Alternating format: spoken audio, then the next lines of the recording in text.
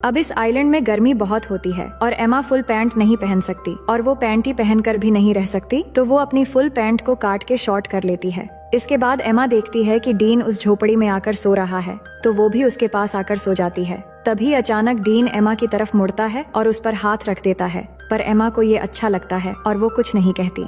फिर अगले दिन जब एमा वाटरफॉल में नहा रही होती है, तब डीन आकर उससे सनस्क्रीन मांगता है, तो एमा डीन को कहती है कि मैं यहाँ नहा रही हूँ, तुम दूसरी तरफ जाओ। तो डीन कहता है कि तुम ही ने तो मुझे यहाँ पहरेदारी करने के लिए कहा है। ये सुन के एमा कहती है कि इस आइलैंड में कोई और भी है, इसलिए मैंने कहा। थोड़ी देर के बाद रात होने वाली है और एमा डीन को बता रही होती है कि वो अपने परिवार को बहुत याद कर रही है। तभी डीन को वहाँ पर किसी इंसान की खोपड़ी मिलती है, तो एमा उसे देखकर बहुत डर जाती है और कहती है कि ये भी हमारी तरह शायद यहाँ फंस गया होगा और इसकी ये हालत हो गई और अब हमारी हालत भी शायद इसी के जैसा हो जाएगा। पर डीन उसे कहता है कि ये शायद कोई मछुआरा या फिर कोई स्मगलर होगा जो यहाँ आकर मर गया था, लेकिन हमारे पीछे हमारे पेरेंट्स हैं और हम यहाँ अकेले नहीं हैं। और उसे विश्वास दिलाता है कि अगर हम एक दूसरे के साथ ऐसे ही देते रहेंगे तो हम यहाँ कभी नहीं मरेंगे और एक दिन हम जरूर घर वापस जाएंगे। और ये कहने के बाद वो एमा को किस करने लगता है। एमा पहली बार किसी को किस कर रही थी और उसे अच्छा भी लग रहा था और अब रात भी हो गई थी। फिर क्या होना था, डीन सारी हदें तोड़ देता है और आइलैंड में एक तूफान आता है और इस तूफान को एमा पहली बार एंजॉय करके बहुत खुश थी। फिर सुबह होने के बाद एमा जागकर देखती है कि डीन यहाँ नहीं है, तो वो डीन को पुकारने लगती है, पर वो उसे नहीं मिल रहा था। तो एमा बहुत घबरा जाती है और उसे ढूंढने के लिए जंगल में चली जाती है और थोड़ी दूर आगे जाकर वो देखती है कि डीन एक गड्ढा खोद रहा है। तो एमा को समझ नहीं आ रहा था कि डीन ये क्यों कर रहा है। तभी अचानक एमा गिर जाती है और उसे घुटने पर चोट लग जाती है, जिसके बाद डीन तुरंत उसकी चोट को ठीक करने लगता है और उसे कहता है कि तुम्हें कुछ नहीं होगा। फिर वो दोनों वाटरफॉल में नहाने लगते हैं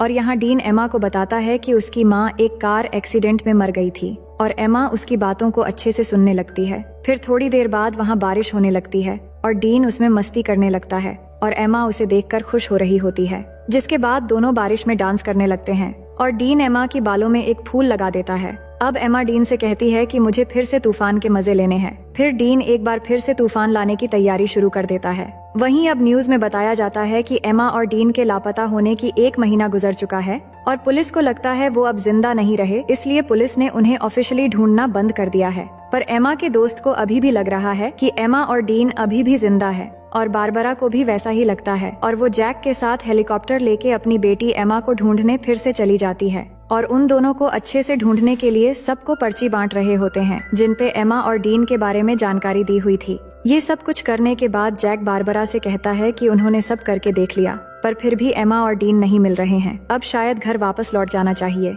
ये सुनकर बारबरा उदास हो जाती है और घर चली जाती है। दूसरी तरफ डीन एमा को हरी रोशनी के बारे में बता रहा होता है, जिसके बारे में उसकी माँ ने उसे बताया था और वो बताता है कि वो रोशनी सूरज के डूबते समय दिखती है, पर डीन ने उस रोशनी को आज तक कभी नहीं देखा है। अब यहाँ उन्हें कुछ और हफ्ते बीत जाते हैं और दोनों आइलैंड के खूबसूरत एनवायरनमेंट के मजे लेने लगते हैं। वो समुद्र में नहाते हैं और बहुत मजे करते हैं और ऐसे ही वो एक दूसरे के बहुत करीब आ जाते हैं और जब भी उनका मन करता है तो वो तूफान और भूकंप के मजे लेते रहते थे। अब ये सब कुछ होने के बाद एमा डीन से पूछती है कि तुमने पहली बार कैसे किया था और वो कौन थी। तो डीन बताता है कि जब मैं स्कूल में था तब मेरा एक दोस्त थी जो मुझसे उम्र में बड़ी थी। अब डीन जानता था कि एमा की ये सब कुछ पहली बार थी, तो वो पूछता है तुम्हें कैसा लगा। तो वो बताती है कि अच्छा था, लेकिन तूफान की वजह से गलत जगहों पर रेत चली गई। इसके बाद एमा कहती है कि मुझे और एक्सपीरियंस करनी है, तो डीन कहता है कि ठीक है। अब आगे हम देखते हैं कि दोनों जंगल में जाते हैं कुछ फल लाने के लिए और डीन थोड़ी आगे जाकर फल तोड़ने लगता है।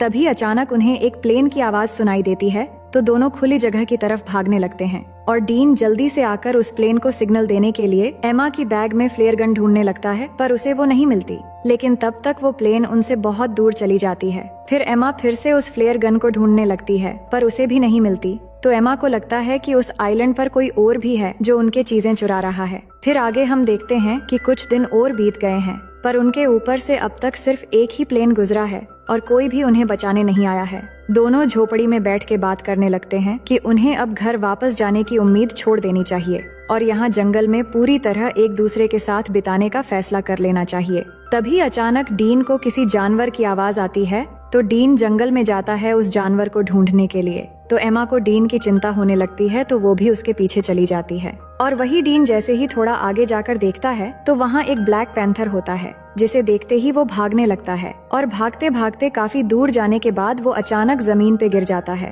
और एमा भागती हुई जब डीन के पास पहुँचती है तो वो देखती है कि डीन के पास खून से लथपथ एक चाकू है और उसने एक ब्लैक पैंथर को मार दिया है। फिर आगे हम देखते हैं कि एमा और डीन के सभी दोस्त और पेरेंट्स उनके बिना ही अपनी जिंदगी की शुरुआत कर लेते हैं। और यहाँ एमा और डीन ने भी आइलैंड पर जीना सीख लिया है और इधर ही अपनी जिंदगी गुजारने का फैसला कर लिया है, क्योंकि उन्हें जो उम्मीद थी कि उन्हें कोई बचाने आएगा वो भी अब खत्म हो चुकी थी। उन्होंने शिकार करना भी सीख लिया है और यहाँ पर झोपड़ी बनाकर रहते हैं और सभी उम्मीदें छोड़कर खुशी से एक दूसरे के साथ देते हुए दिन गुजारने लगते हैं।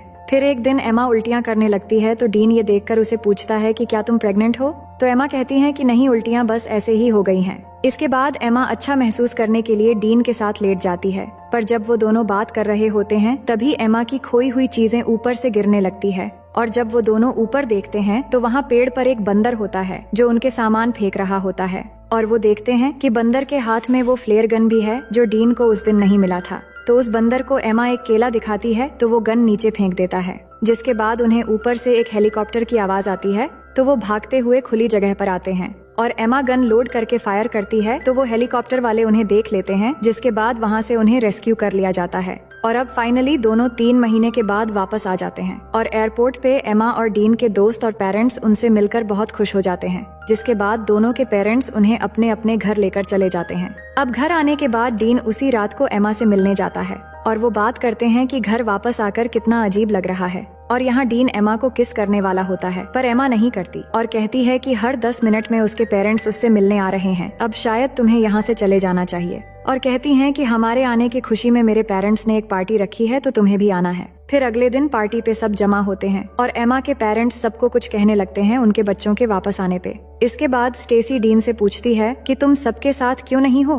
तो डीन कहता है कि मुझे सबसे घुलना मिलना अच्छा नहीं लगता। इसके बाद डीन एमा को उसके साथ आने के लिए इशारा करता है, पर एमा नहीं आती और उसे अनदेखा कर देती है और ये देखकर डीन पार्टी से चला जाता है। इसके बाद सभी चीजें पहले की तरह हो जाती हैं और एमा आइलैंड से वापस आने पर वो बहुत फेमस हो जाती है, पर डीन अभी भी अकेला ही रहता है। और जब भी एमा और डीन एक दूसरे के पास से गुजरते हैं तो वो बस एक दूसरे की तरफ ही देखते हैं। फिर कुछ दिन बाद एमा डीन को कॉल करती है, पर डीन कॉल नहीं उठाता। उसके बाद हम देखते हैं कि एमा के रूम में स्टेसी जाती है और उसे कहती है कि तुम्हारे लापता हो जाने के बाद हमने तुम्हें बहुत मिस किया और मॉम डैड भी बहुत परेशान थे। हमने तो सोच लिया था कि शायद हमने तुम्हें बिल्कुल खो दिया है, लेकिन आज हम सब अच्छे से एक साथ हैं और बहुत खुश है। फिर एमा स्टेसी से कहती है कि तुम मेरी बहुत अच्छी बहन हो और फिर वो दोनों एक साथ प्रॉम पार्टी में जाने का डिसाइड करते हैं। दूसरी ओर हम डीन को देखते हैं जो अपनी माँ के कब्र पर जाता है और अपनी माँ को मिस करते हुए बहुत रोता है। अब प्रॉम पार्टी की रात डीन टीवी देख रहा होता है